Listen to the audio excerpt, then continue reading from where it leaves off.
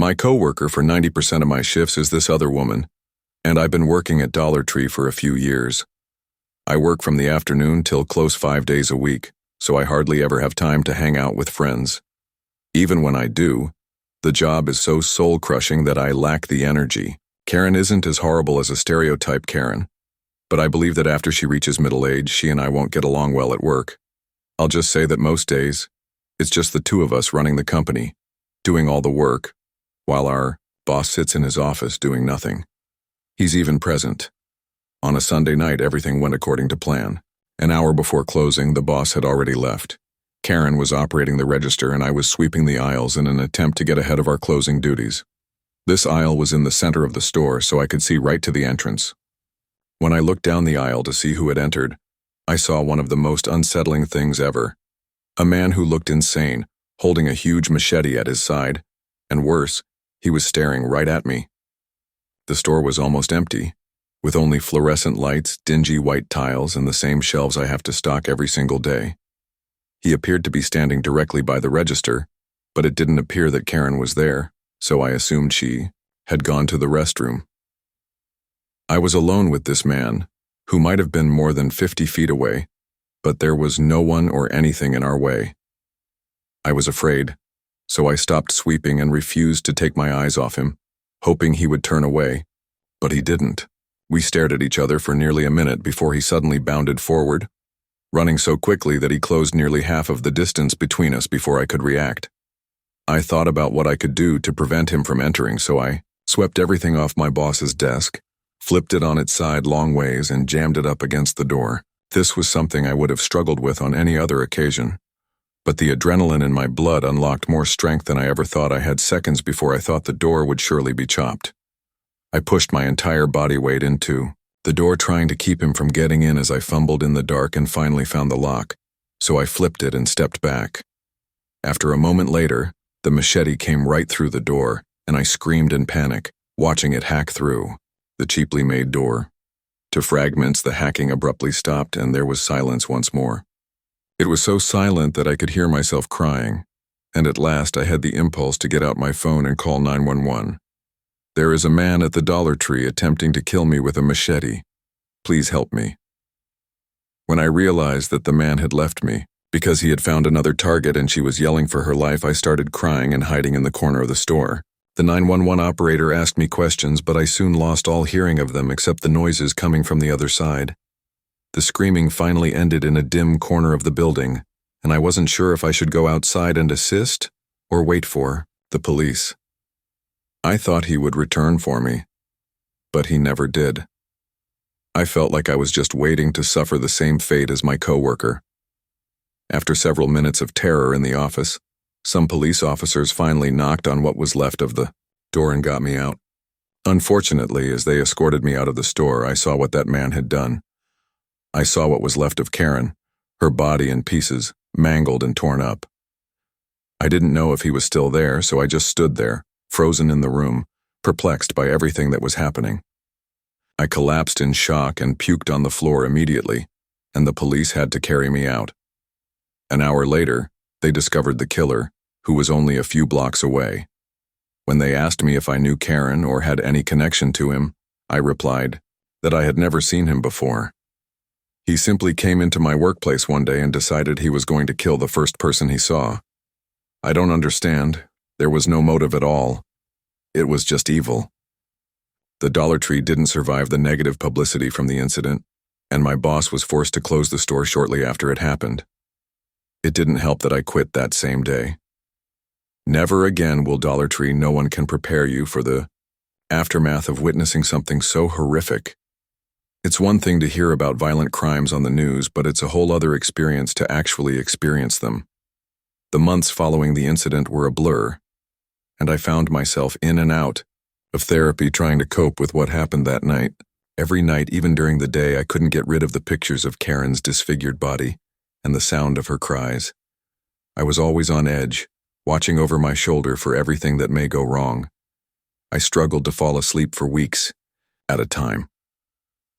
When I finally managed to fall asleep, I was tormented by dreams because every time I closed my eyes I saw that man's face, his untamed eyes, fixed on mine. and the machete glinting beneath the store's fluorescent floor lights. It was impossible to describe the extent of the fear and trauma I experienced, so I stopped going out. Even the most routine activities like going to the grocery store or walking down the street filled me with anxiety because every stranger I passed could be a potential threat awaiting the police investigation.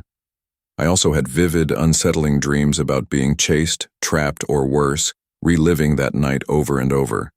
Continued even though they never found a reason why the man had targeted us. He had no violent past, no relationship to Karen, and no connection to the Dollar Tree. It seemed as though he had snapped that day under the influence of an inexplicable force, and the incomprehensibility of it all made it even more difficult to comprehend. There was no explanation, no closure, only chaos. After the store closed, my boss contacted me a few times to offer his condolences and to discuss how difficult the whole ordeal had been for him.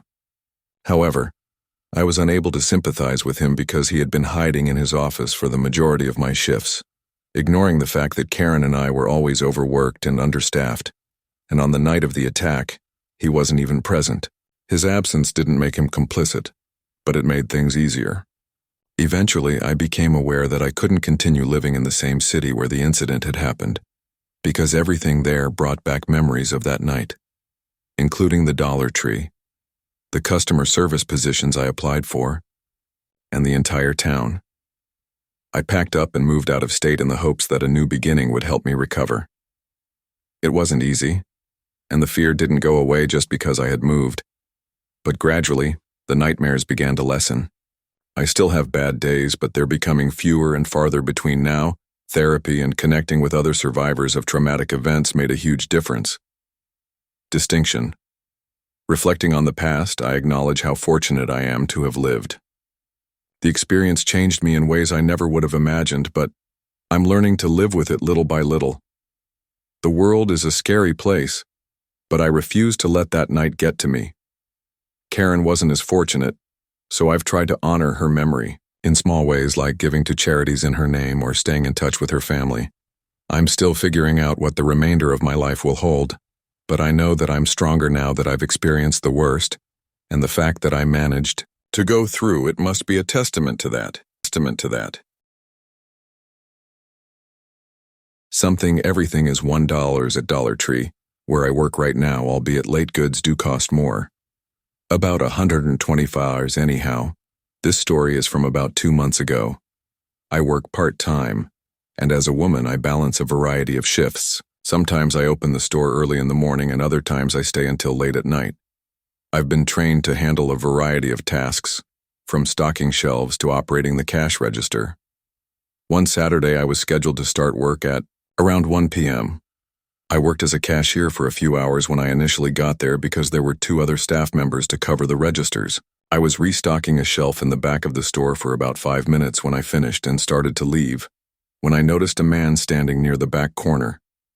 He stopped me as I was walking past, initially asking for help, but soon his remarks turned inappropriate and he tried to hit on me. I wasn't interested, so I tried to brush him off. We were a little busy but not overwhelmed, and it was probably around 4:00 p.m. However, he continued to make me feel more and more uncomfortable. He was rather short, had dark hair, and had a thin build. Although he didn't seem particularly dangerous because there were other customers and co-workers nearby, I still felt uneasy. I tried to leave, but he followed me, his voice lowering as he asked me what I was having trouble with and asked what my problem was. I went to a colleague for help, but the man continued to follow, still talking quietly. I told him to stop raising my voice and asked him to leave me alone, but he didn't back off, so my co-worker stepped in, and when he didn't back off, I felt a wave of relief. We periodically deal with strange clients. After he left, I resumed my duties, and the following few hours went without a hitch. I worked at the register for a few hours again before switching responsibilities with another employee.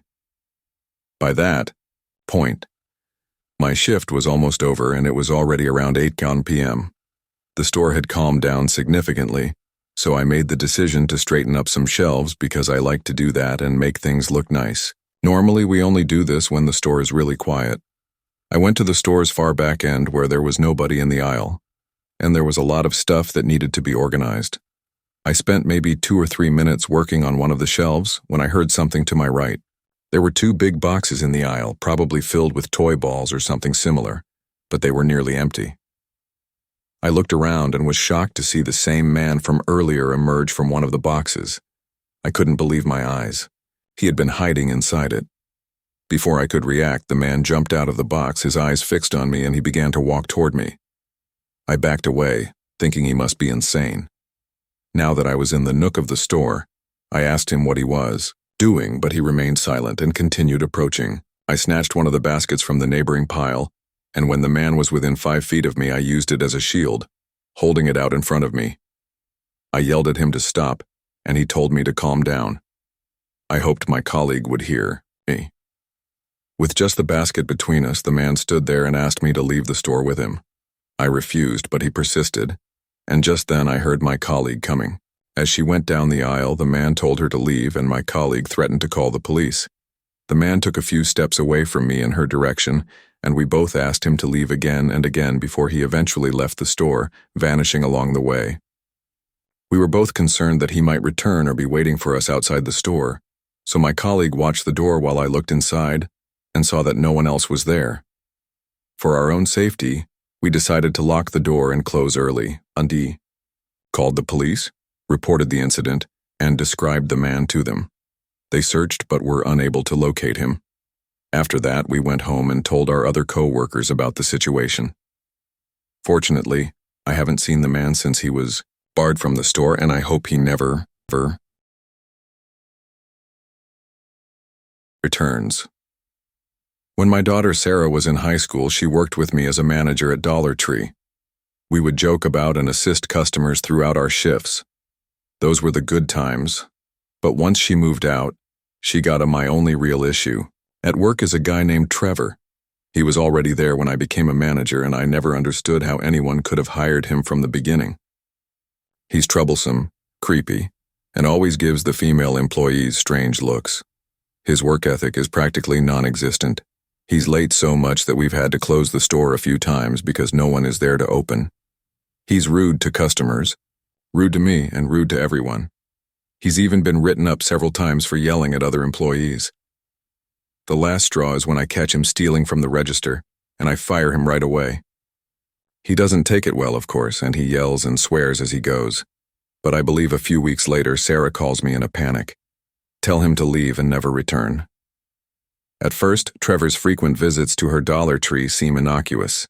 He purchases a small item and returns it the following day, but Sarah soon learns of it. When she stops taking returns, things take a darker turn, and he begins to wait in her checkout line, staring at her the entire time and leaning in too close while whispering repulsive things when it's his turn. When she tells him no, he becomes irate, and one day he threatens to abduct Sarah, calls me every night if she isn't around, telling me what Trevor did that day. It makes me angry because I know he is doing this to get even with me for firing him. Her manager tries to ban him from the store, but it just makes things worse. Then one day, Trevor shows up at my store with a sick smile on his face, but he doesn't buy anything, doesn't ask for help, just stands there taunting me. He says he's going to pay Sarah a visit that night. He's trying to get under my skin, but I can't show him fear, even though I'm terrified. I text Sarah to warn him, but she doesn't respond, so I can't concentrate. After that, I leave the store because I have a gut feeling that something is seriously wrong. I drive to Sarah's Dollar Tree and hear loud noises coming from inside. I rush to the door, but before I can get inside, Trevor runs out and tackles me to the ground, putting his hands around my throat for a brief moment.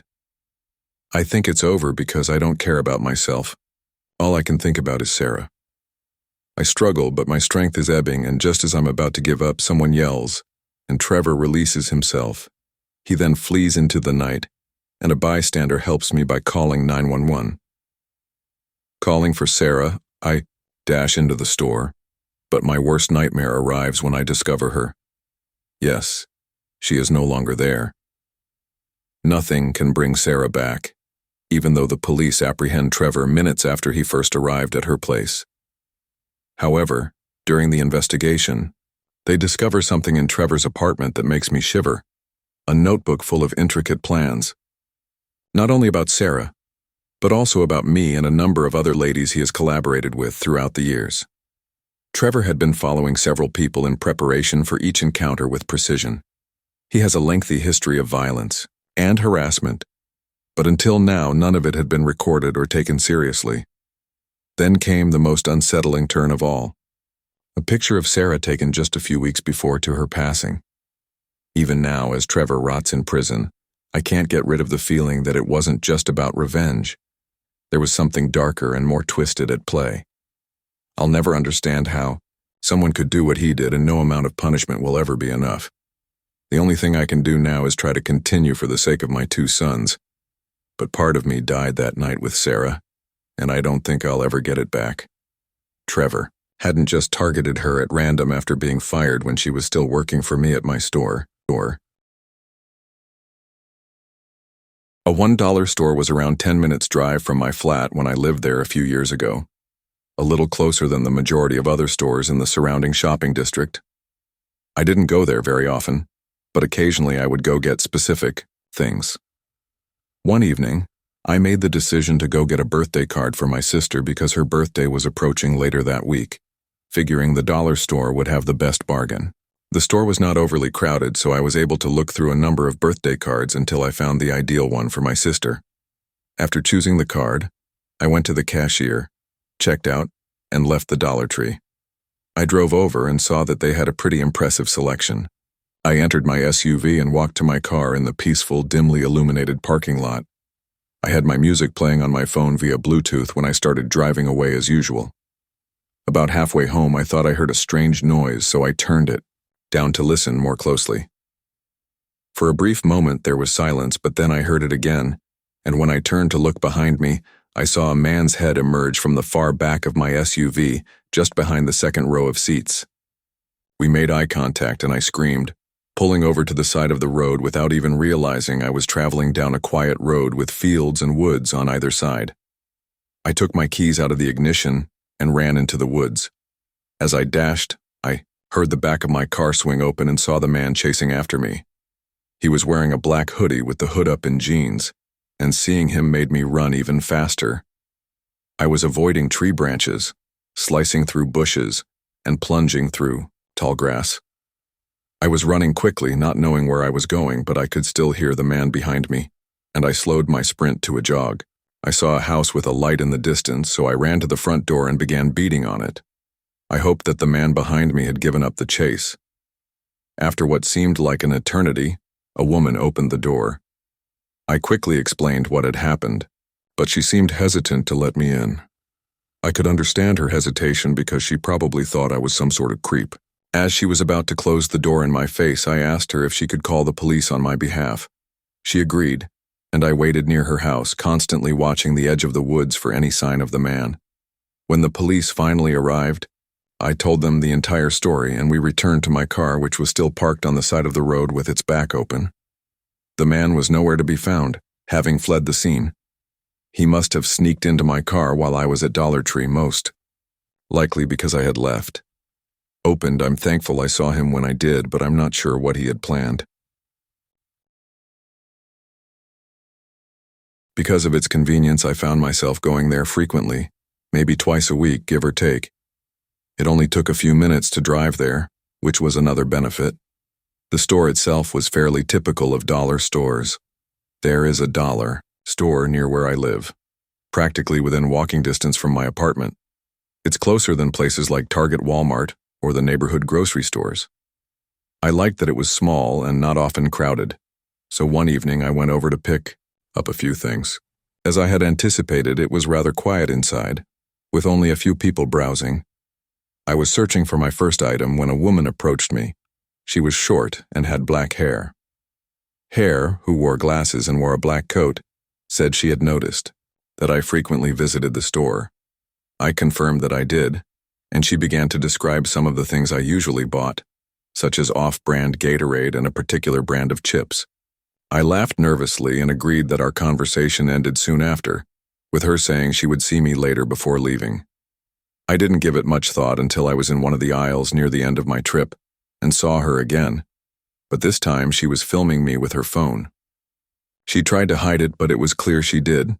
She kept her phone pointed at me while she pretended to look at a product on a shelf about 20 feet away. I was perplexed and thought about confronting her, but I decided to just finish my shopping and go. As I was leaving, I noticed that she was angling her phone to keep me in sight, and when I looked over, she swiftly moved it away. I considered confronting her once more, but I decided against it because, strange as it was, it didn't really bother me as long as it didn't happen again. I checked out, paid for my things, and left the store. The woman didn't follow me. Instead, she stayed inside. A few days later, I returned, and I had largely forgotten about the odd woman. I didn't notice her at all during this visit, but she was there again about a week after our first encounter. This time, the store was very quiet, and when I walked in, I didn't see her inside, so I continued shopping. As I got closer to the front of the store, I looked out the windows and saw her standing next to my car in the parking lot. She appeared to be filming or taking pictures, and she even got close enough to take pictures of my license plates. I decided to leave after checking out while watching her. She attempted to open one of my car doors, but it was locked, so I hurried out of the store and saw her duck behind me as I left. There's another vehicle in the parking lot. I called out to her, asking what she was doing near my car, but she didn't answer. Since I knew she was hiding behind a car about 30 feet away, I chose not to approach her and instead got in my car and drove home. After that eerie experience, I made the decision to stay away from the dollar store for a while, and I haven't been back in about 6 months. I hope that won't change. Banner. Whether it was staying up late for work or simply browsing through her phone, Carrie had always been a night owl who enjoyed the peaceful seclusion of the late hours. Distinct, the streets were almost empty as Carly pulled into the tiny parking lot. The fluorescent lights of the Dollar Tree flickered in the distance, casting long, distorted shadows on the pavement. It seemed strange that a place like this would be open so late, but she shrugged. It was getting close to midnight when she realized she was out of some necessities for the house, like paper towels, detergent, and a few snacks. Nothing she couldn't get at the Dollar Tree just a few blocks away, so she grabbed her keys and left. It's convenient, she reasoned. A bell sounded softly overhead as the glass door was pushed wide, and the interior looked exactly like all other Dollar Trees. There were aisles of shelves filled with inexpensive, vibrantly colored goods, beneath harsh, flickering lights, but something didn't feel right. Not even a cashier at the front desk was present. After a brief pause, Carly made the decision to hasten her packing and head out as she proceeded down the first aisle. The store's silence felt unsettling. Usually there would be music or the distant chatter of patrons, but tonight there was nothing but the buzzing of the overhead lights. Carly's footfall sounded strangely, as though the store were much bigger than they were. She picked up the detergent and paper towels and went. She was walking toward the snack aisle when she noticed something odd. One of the aisles appeared longer than it should have been, and it extended far into the back of the store. She was confused when she first entered, so she stopped to look around, thinking that she had misjudged the store's size. She muttered, shaking her head. I must be tired. But the farther she went, the more things seemed to change. The aisles, which had been well lit when she entered, were now dimming, with the light above them flickering intermittently, and the shelves themselves were now lined with strange antique items instead of cheap plastic toys or cleaning supplies. Rusty implements, books that have faded, and even dolls that appear old with watery eyes and fractured faces. Carly scowled, her heart starting to race, thinking, this isn't right. She turned to return the way she had come, but the wall of shelves behind her had vanished, and the air around her was thick with the smell of dust and something metallic like blood or rust. When she realized that the store had somehow moved about her, panic started to mount in her chest. She trembled and screamed out, "Is anyone here?" but got no response. Kari attempted to go back, but each turn seemed to lead her farther into the store. The aisle was like a strange labyrinth intertwined with no way out. She began to breathe quickly and shallowly, and the shelves surrounding her were filled with unfamiliar objects that she couldn't even identify. Old, tattered clothes hung limply from hooks, their fabric yellowed with age. Glass jars filled with hazy liquid sat precariously on the edge of shelves, their contents floating eerily inside. Then she noticed a figure at the end of the aisle, standing strangely still too far away to make out clearly. Carly's heart skipped a beat, but relief came over her nonetheless. The figure remained still. When Carrie called out again, more frantically, the figure stayed still, but something about it chilled her. Squinting through the dim light, she saw that it was a life-sized mannequin dressed in what appeared to be an antique cashier's uniform, complete with a faded green Dollar Tree apron. When the lights flickered again, Carrie saw something terrifying. The mannequin had moved and was now closer to her. Its head was tilted slightly, its blank glass eyes peering down the aisle at her, slanted to the opposite side, and its arms appeared to have moved as if it had begun to approach her. Without thinking, Carly ran down the aisle, her feet slapping against the tile floor, the shelves around her starting to close in, the walls narrowing as if the store was collapsing in on her, and she heard the lights flickering again. The mannequin was even closer now at the end of her aisle, its hand outstretched as if reaching for her. She screamed and turned to run, but the aisle in front of her had twisted again, becoming an unimaginably long, narrow corridor that stretched far into the dark. In front of her was a checkout counter, but as she got closer, she realized something was seriously wrong. The cashier behind the counter wasn't human. Her skin was pale and waxy, her eyes were lifeless and blank like mannequins, her teeth were unnaturally white and sharp, and she asked, "Find everything you need." Her voice was low and distorted, echoing unnaturally through the store. She didn't dare look back, and her lungs burned as she ran, the air getting colder with each step. Carly staggered back, her mind whirling, and she started running again. However, the mannequin was in her way, obstructing her passage. It had moved incredibly quickly, its plastic hands raised and curled like claws, and its glass eyes were fixed on hers, as if they could see right into her soul. The lights flickered once more, but this time they didn't turn back on, and everything turned completely black. Carly's cry reverberated around the deserted shop as the oppressive darkness engulfed everything. Everything was in order when the shop manager arrived at the Dollar Tree the following morning. The floors were spotless, the shelves were filled, and the cash register was balanced. But something seemed strange, and he was unable to pinpoint it as he performed his routine duties. During his rounds, he saw a brand-new mannequin near the front door that he had forgotten existed previously. It wore a green apron and had glassy, empty eyes like the other staff members. There was something familiar about its face. The manager gazed at it for a long moment. Minute unnerved, then shook his head and left Carly's car sitting outside. The driver's door was left open in the parking lot, leaving a small jar inside. The store's lights momentarily flickered before going back to normal, and the mannequin near the door was silently staring blankly, expression concealing the horror of what had happened the previous evening.